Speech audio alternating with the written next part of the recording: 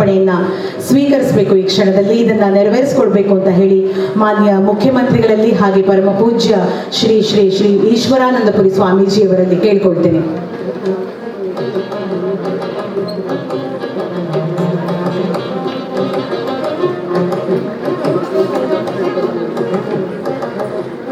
ಪ್ರಜಾಪ್ರಗತಿ ಮತ್ತು ಪ್ರಗತಿಜೀವಿಯ ಸಂಪಾದಕರಾದಂತಹ ಶ್ರೀ ಎಸ್ ನಾಗಣ್ಣನವರು ಇತ್ತೀಚೆಗೆ ತಾನೇ ಗೌರವ ಡಾಕ್ಟರೇಟ್ ಪುರಸ್ಕಾರಕ್ಕೆ ಭಾಜನರಾಗಿದ್ದಾರೆ ಅಂತ ಹೇಳೋಕೆ ಸಂತೋಷವನ್ನ ವ್ಯಕ್ತಪಡಿಸ್ತೀವಿ. ನಾವಿಲ್ಲಿ ಅವರಿಗೆ ಅಭಿನಂದನೆಗಳನ್ನ ಸಲ್ಲಿಸ್ತಾ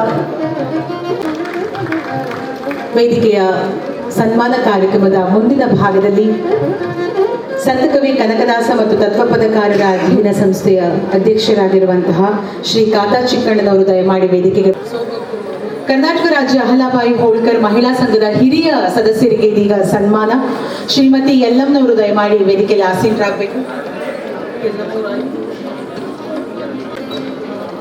ರಾಜ್ಯ ಮಹಿಳಾ ಸಂಘದ ಈ ರಜತ ಮಹೋತ್ಸವದ ಸಂದರ್ಭದಲ್ಲಿ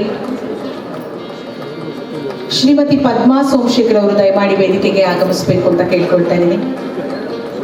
ಮಹಿಳಾ ಸಂಘದ ರಜತ ಮಹೋತ್ಸವದ ಈ ಸಂದರ್ಭದಲ್ಲಿ ಹಿರಿಯ ಸದಸ್ಯರನ್ನ ಗುರುತಿಸಿ ಸನ್ಮಾನಿಸುವಂತಹ ಕಾರ್ಯ ಈಗ ನೆರವೇರ್ತಾ ಇದೆ.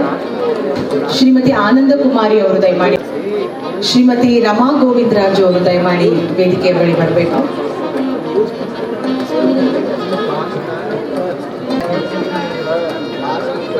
ರಾಜ್ಯ ಅಹಲ್ಯಾಬಾಯಿ ಹೋಳ್ಕರ್ ಮಹಿಳಾ ಸಂಘದ ಎಲ್ಲ ಸದಸ್ಯರನ್ನ ನಾನು ವೇದಿಕೆಗೆ ಬರಮಾಡ್ಕೊಳ್ಳಕ್ಕೆ ಇಷ್ಟಪಡ್ತೀನಿ. ಶ್ರೀಮತಿ ಪ್ರಭಾವತಿ, ಶ್ರೀಮತಿ ವನಜಾ ಎಲ್ಲರೂ ಕೂಡ ಸನ್ಮಾನವನ್ನ ಸ್ವೀಕರಿಸಬೇಕು ಅಂತ ಕೇಳ್ಕೊಳ್ತೀನಿ.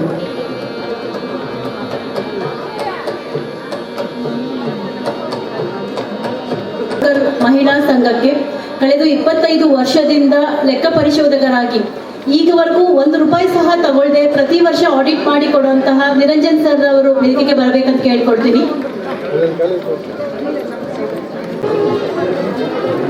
ದಯಮಾಡಿ ಜನಪದ ಗಾಯನವನ್ನು ಮಾಡಿದಂತಹ ಅಂಬುಜಾಕ್ಷಿ ಅವರು ವೇದಿಕೆಗೆ ಬರಬೇಕು. ಹಾಗೆ ಕಡಬಗೆರೆ ಮುನಿರಾಜು ಅವರು ಕೂಡ ದಯಮಾಡಿ ವೇದಿಕೆಗೆ ಬರಬೇಕು ಅಂತ